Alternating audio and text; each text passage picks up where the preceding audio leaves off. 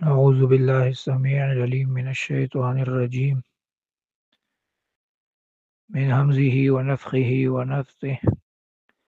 قال الله تعالى: يا أيها الذين آمنوا إذا قمتم إلى الصلاة فاغسلوا وجوهكم وأيديكم إلى المرافق وامسحوا برؤوسكم وأرجلكم إلى الكعبين.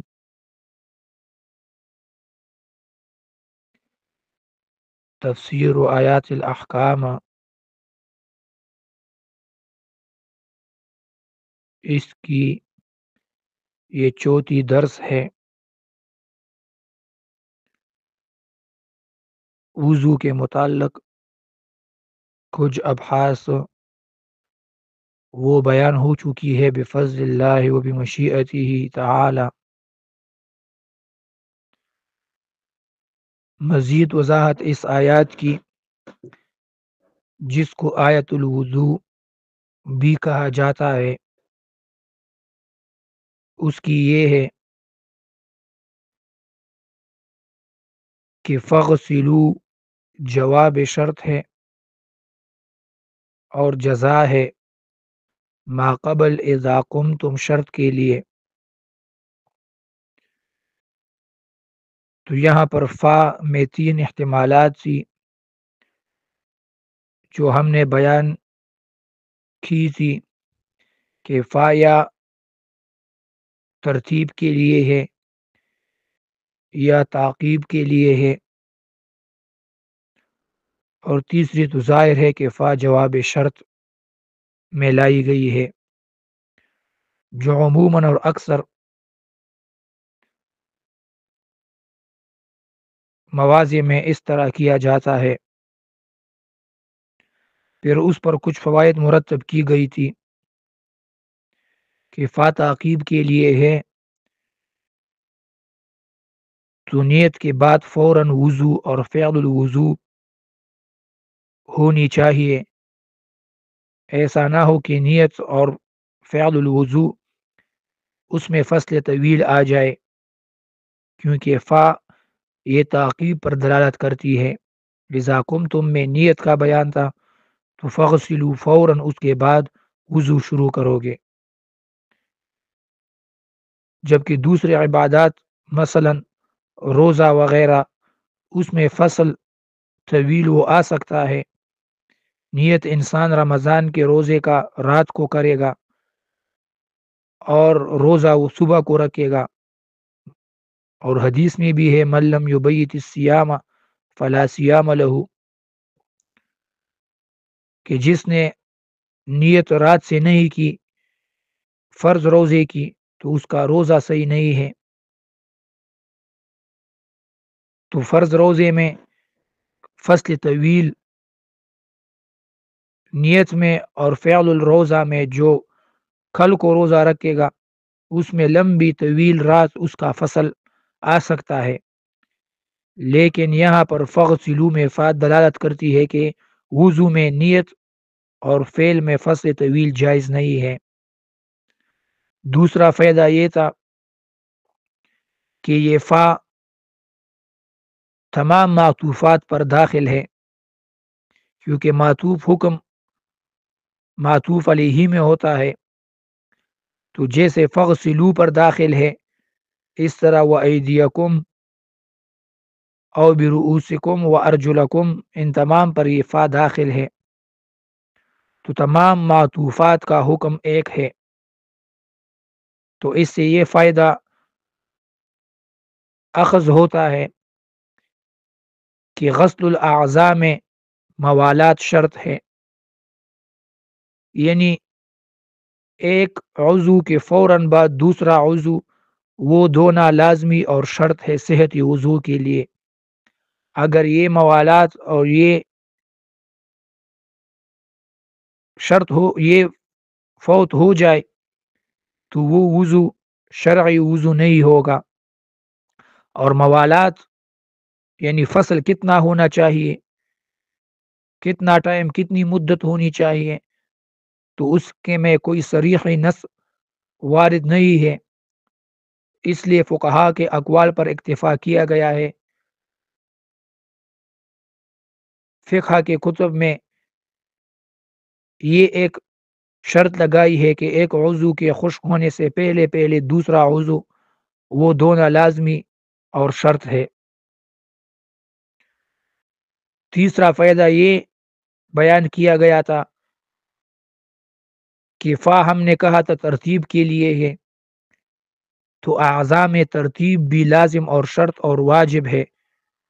جس ترتیب سے اس آیت میں اعضاء بیان کی گئی ہے، اسی طرح فعل الوضو میں بھی اسی ترتیب سے اعضاء کو دھونا لازمی ہے۔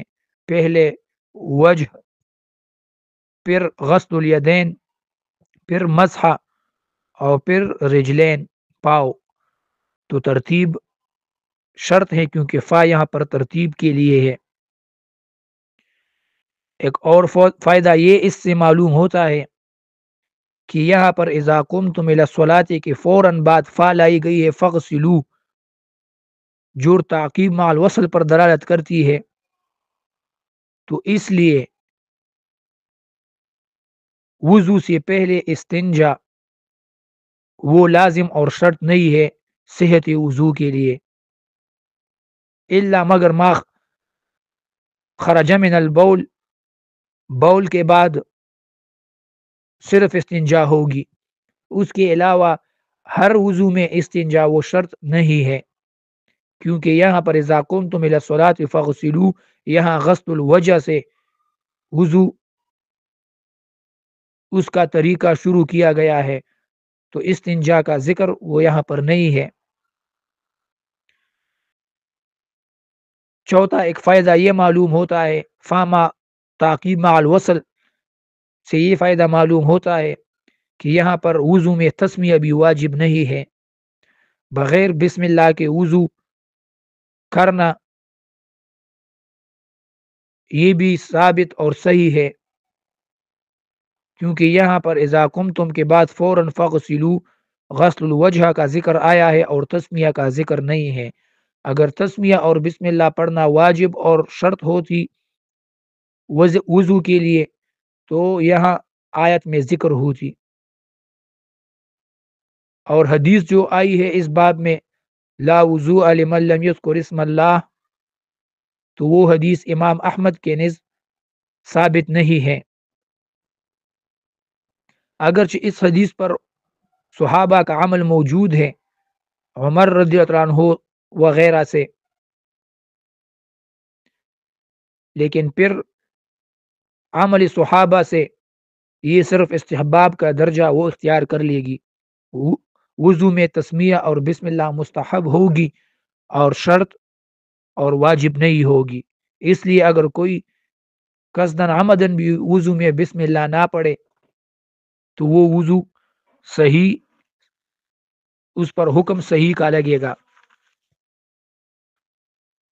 اس کے بعد آیت میں ایک اور مسئلہ ہے جو تفصیلاً فقہ کی کتب میں بیان کیا گیا ہے، جس کو کہتے ہیں مسئلہ تو من خاف فوات وقت مکتوبۃ فهل يجوز له التیمم او الوضوء۔ مقصد اس مسئلے کا یہ ہے کہ اگر ایک آدمی اس پر وقت تنگ ہو جائے اور وہ اس خوف میں مبتلا ہو جائے کہ مجھ سے نماز قضا ہو جائے گی اگر میں وضو میں مصروف ہو گیا، کیونکہ وضو کرنے میں ٹائم لگتا ہے، پانی اس کا ترتیب، پھر اس ترتیب سے اعضاء کو دھونا، تو اس میں 2-3-4 منٹ لگتے ہیں، اور اس 2-3-4 منٹ کے بعد فوراً بعد ہی اگر وقت وہ قضا ہوتا ہو تو کیا اس ٹائم میں تیمم انسان کے لیے جائز ہوگی کہ نہیں ہوگی؟ تو اس میں 2 اقوال ہے فقہاء اور مفسرین کے۔ پہلا قول یہ ہے کہ فلیس لہ ان یتیمم ولہ وضوء ولو خرج وقت الصلاۃ، کہ ایسا آدمی جس پر وقت وہ تنگ ہو جائے اور وہ وقت قضا ہونے کے خوف میں مبتلا ہو، تو اگرچہ نماز قضا ہو جائے لیکن اس کے لیے تیمم جائز نہیں ہے، وہ وضو کرے گا، وضو میں وہ مشغول ہو جائے گا، اور اگر وقت نماز کی وہ قضا ہو جائے تو وہ نماز قضا پڑھے گا، بعد میں وہ نماز وقت قضا ہونے کے بعد بھی پڑھ سکتا ہے، لیکن اس کے لیے تیمم وہ جائز نہیں ہے۔ اگر اس شرط پر پانی میسر ہو، پانی میسر ہے لیکن صرف مسئلہ وقت قضا ہونے کا ہے، وضو پر 2 3 4 منٹ صرف ہونے سے وقت اور نماز وہ قضا ہو جائے گی، تو پہلا قول یہ ہے کہ نہیں، کہ ایسا آدمی وہ وضو کرے گا اور اس کے لیے تیمم جائز نہیں ہے۔ خیر ہے، نماز قضا ہو جائے، نماز چھوٹ جائے، وقت نکل جائے، پھر وہ قضا نماز پڑھے گا، اس نماز کی وہ قضا ہی لائی جائے گی۔ یہ پہلا قول ہے۔ بعض علماء نے اس کو دو حالتوں میں تقسیم کیا ہے، کہ اگر پانی موجود ہو اور وقت مضیق ہو، تنگ ہو، تو اس کے لیے دو صورت یہ ہے۔ ایک صورت یہ ہے کہ پانی دور ہو، اس کو پہنچنا مشکل ہو، وقت لگتا ہو، تو پھر ایسا آدمی وہ تیمم کرے گا۔ پانی دور ہے، آدھا گھنٹہ 15 منٹ کی مسافت سے، یا پانی نکالنے میں اتنا وقت لگتا ہے، پانی تیار ہونے میں اتنا ٹائم لگتا ہے، اور نماز قضا ہونے میں 2 3 4 5 منٹ باقی ہے، جس میں صرف فرض نماز ہی ادا کی جا سکتی ہے، 2 رکعت مثلا فجر کی نماز 5 منٹ میں ادا ہو سکتی ہے، تو اگر وہ پانی پر زیادہ ٹائم لگتا ہو اور وصول پانی کو پہنچنا، رسائی وہ مشکل ہو، تو ایسے آدمی پر تیمم اس کے لیے جائز ہے، کیونکہ یہاں پر دو اشیاء جمع ہو گئی، ایک وقت کی تنگی اور دوسرا پانی کا میسر نہ ہونا، یا میسر ہے لیکن مشکل اور دقت کے ساتھ، تو ایسے آدمی پر تیمم وہ لازم ہے۔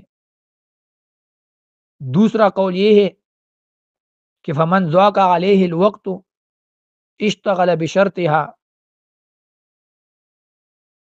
دوسرا یہ کہ پانی موجود ہے، میسر ہے، نلکے میں پانی موجود ہے، صرف نل کا کھولنا ہے اور پانی کا آنا ہے، لیکن وقت کا مسئلہ ہے، اگر وہ وضو پر مصروف ہو گیا، 2 3 4 منٹ 5 منٹ باقی ہے، وہ اس نے وضو پر لگا دیے، تو یہاں پر نماز قضا ہو جائے گی۔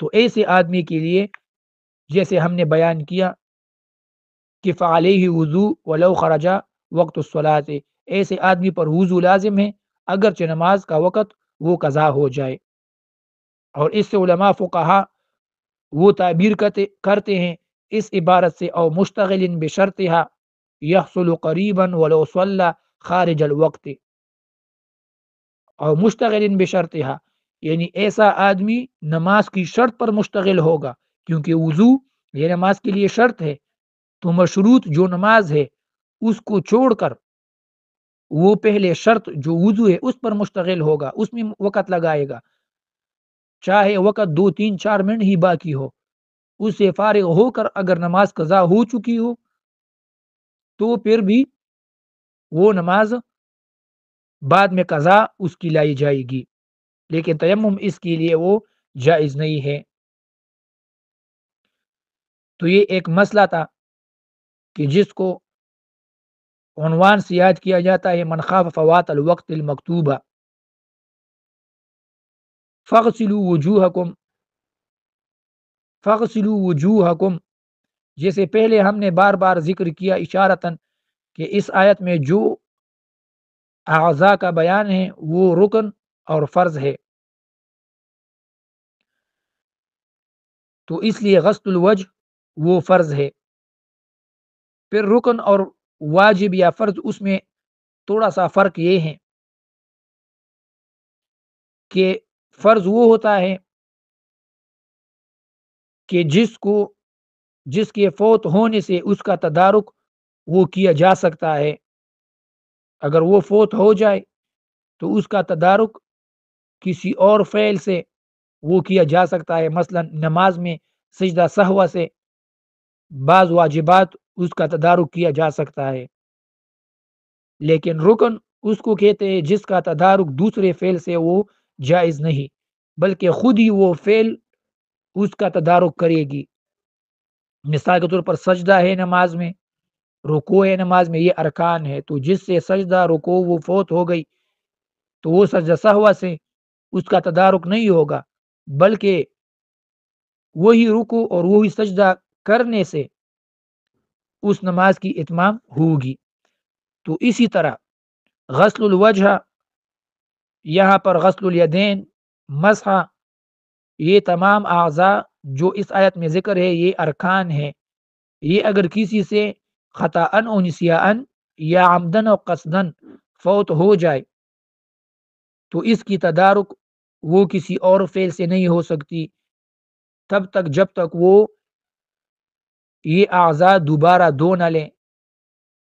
اور دلیل اس پر حدیث رسول اللہ صلی اللہ علیہ وسلم ہے کہ ایک آدمی سے پاؤں میں تھوڑی سی عقب میں تھوڑی سی جگہ رہ گئی تھی خشک، رسول اللہ صلی اللہ علیہ وسلم نے فرمایا ویل الاعقاب من النار ثلاثا، 3 دفعہ کہا کہ ویل الاعقاب من النار۔ تو معلوم ہوا کہ ان اعضاء میں اگر درہم کی قدر اور روپے کے اندازے کی قدر، سکے کے اندازے کی قدر کے مطابق جگہ بھی خشک رہ جائے تو ان ارکان کا تدارک وہ ان کو دوبارہ دھونے سے ہی ہوگا۔ پھر یہاں پر فغسلو، غسل لفظ آیا ہے، تو غسل کی معنی اور غسل کی اصطلاحی معنی اور لغوی معنی، لغت العرب میں غسل وہ کہتے ہیں اصالۃ الماء کو، یعنی پانی کو بہانا، کسی چیز کے اوپر پانی کو بہانا، اصالۃ الماء، اس کو غسل وہ کہتے ہیں۔ اور اصطلاحی تعریف وہ یہ ہیں کہ مرور الماء علی محلہ ثم انفصالہ عنہ۔ غسل کا صحیح اصطلاحی معنی اور شرعی معنی یہ ہے کہ مرور الماء علی محلہ، اس محل، اس جگہ، اس عضو، اس پر پانی کا بہاؤ، اس کا مرور، یہ ایک شرط ہے اس پر۔ دوسرا ثم انفصالہ عنہ، پھر اس ماء کا اس جگہ سے جدا ہونا، یہ بھی غسل میں شرط ہے۔ مثال کے طور پر چہرے کو دھونا ہے تو چہرے پر آپ نے پانی کو بہانا ہے، اتنا پانی بہاؤ گے کہ اس چہرے کی جگہ سے وہ پانی وہ خارج ہو جائے، اس اپنی جگہ کو وہ پانی چھوڑے۔ تو اس سے یہ فائدہ اخذ ہوا کہ اتنا کم پانی انسان استعمال نہیں کرے گا جیسے مسح میں استعمال ہوتا ہے، کہ شدید سردی کی وجہ سے یا پانی کی قلت کی وجہ سے انسان اس طرح چہرے کو دھوئے کہ اس پہ صرف گیلا ہاتھ ہی پیر لے جیسے مسح میں کیا جاتا ہے، اور اس میں یہ 2 شرطیں موجود نہ ہو جائے کہ اس میں مرور الماء نہ آئے، پانی نہ بہے اور وہ اپنی جگہ کو نہ چھوڑے، تو پھر یہ غسل میں شامل نہیں ہوگا۔ اس لیے علماء کہتے ہیں فَإِذَا لَمْ يُصِبِ الْمَاءَ فَلَا يَكُونُ غَسْلٌ، جب پانی اس کو بہایا نہ جائے تو اس کو غسل نہیں کریں گے۔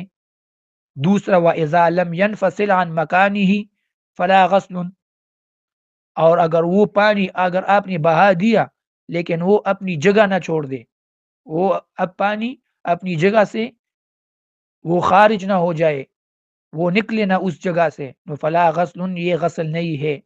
فلا بد لہذین الشرطین مرور و انفصال، ان 2 شرطوں کی اس میں ضروری ہے یہ 2 باتیں کہ مرور اور انفصال.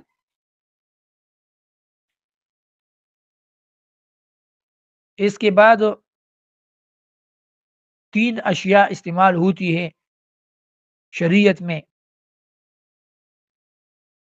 ایک غسل ہے، ایک نزعہ ہے، اور ایک مسحہ ہے، اور ایک چوٹی بھی ہے جس کو دلک وہ کہا جاتا ہے. تو غسل جو ہم نے یہ بیان کیا اس کو غسل کہتے ہیں، مرور و انفصال. اور جو اس آیات میں ذکر ہے فغسلوا وجوہکم، دوسرا وہ ہے مسحہ اور نزحہ. نزحہ کہتے ہیں علماء لغت کے مطابق الغمر او اصابت الماء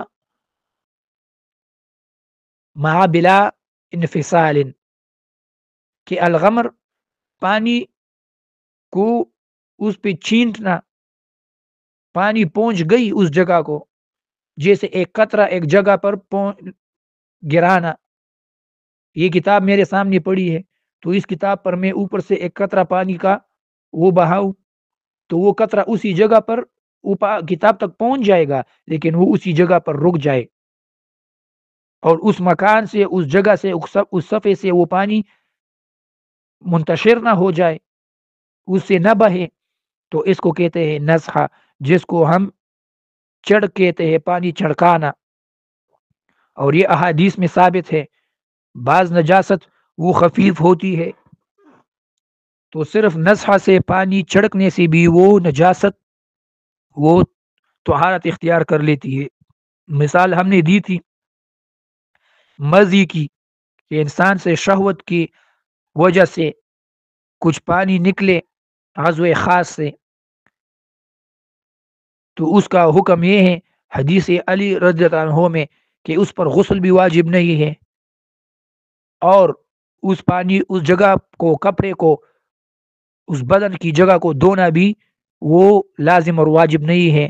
صرف وضو کرے گا اور اس کو اس پر نزحہ ہوگی. اور دوسری مثال اس کی کہ دودھ پیتا بچہ ہو، مذکر ہو، لڑکا ہو لڑکی نہ ہو، اس کا پیشاب چھوٹا بول اگر کسی کی ماں باپ کے کپڑے پر لگ جائے یا کسی اور کے کپڑوں پر، تو اس کے لیے بھی صرف نزحہ سے اس کی طہارت وہ ہو جاتی ہے.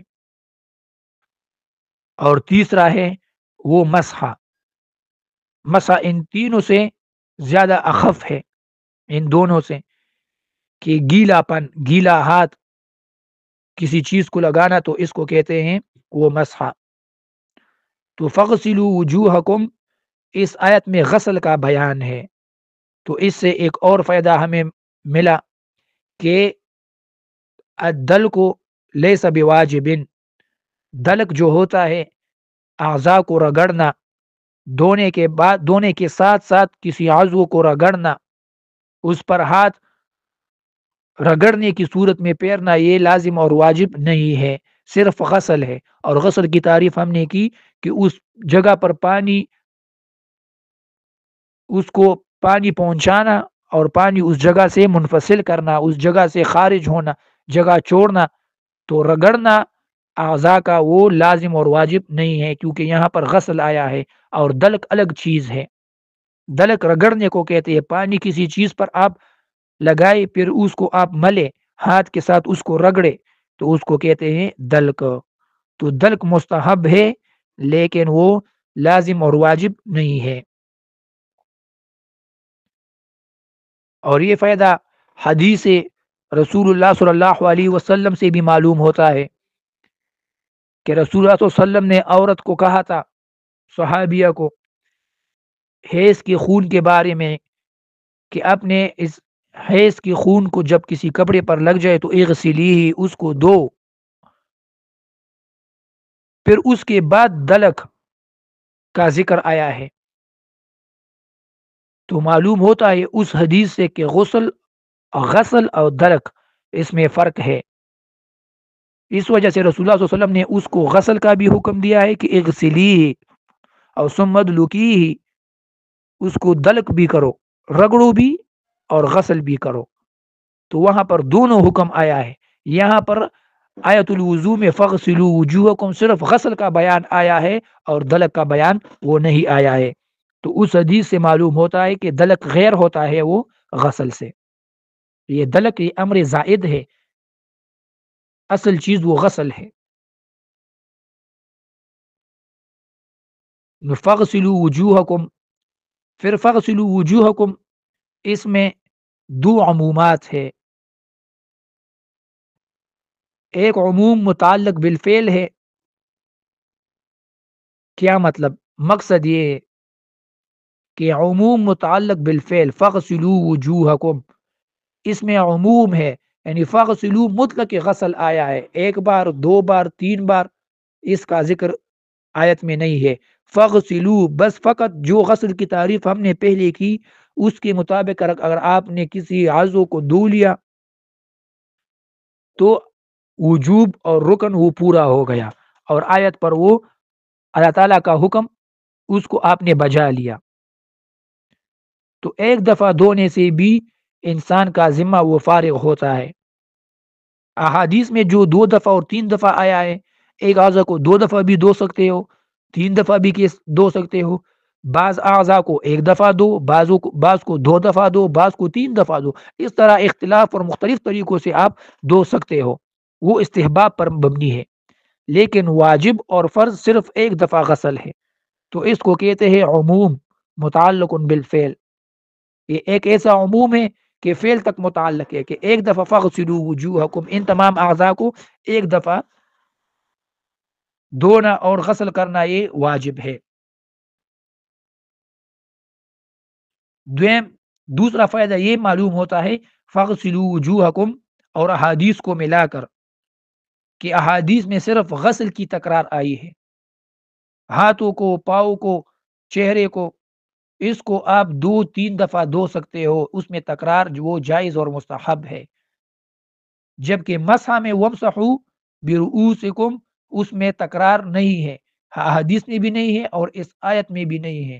تو مسح میں تکرار وہ جائز اور شرعی حیثیت نہیں رکھتی، اس لیے مسح میں تکرار وہ نہیں ہوگی. مسح الرأس ہو چاہے، یا وہ مسح الخفین ہو چاہے، یا وہ مسح الجبیرہ ہو، سر کا مسح کرنا ہے تو اس میں تکرار نہیں ہے. وَامْسَحُوا بِرُؤُوسِكُمْ صرف مطلق آیا ہے، ایک دفعہ مسح. اس طرح مسح الخفین علی الجوربین، اس کو مسح کرنا ہو تو ایک ہی دفعہ مسح کرنا ہے، دو تین دفعہ اس میں مسح وہ جائز نہیں. مسح الجبیرہ پٹی پر، زخم وغیرہ اس پر مسح کرنا ہو تو اس کو بھی صرف ایک ہی دفعہ مسح کرنا ہے. تکرار صرف غسل میں ہے، اور وہ بھی صحیح احادیث کی بنا پر اور اس احادیث کی وجہ سے. دوسرا عموم صاحبین اور دوسرے اصحاب امام ابو حنیفہ رحمہ اللہ ان سے نقل ہے کہ یہاں پر فغسلوا وجوہکم غسل مطلق آیا ہے. تو غسل مطلق آیا ہے تو اس سے انہوں نے فائدہ اخذ کیا ہے کہ مغسولات میں بھی تعمیم ہے، یعنی فغسلوا وجوہکم غسل مطلق ہے تو مغسولات جس چیز سے آپ غسل کرتے ہو پانی وغیرہ سے تو اس میں بھی عموم ہے.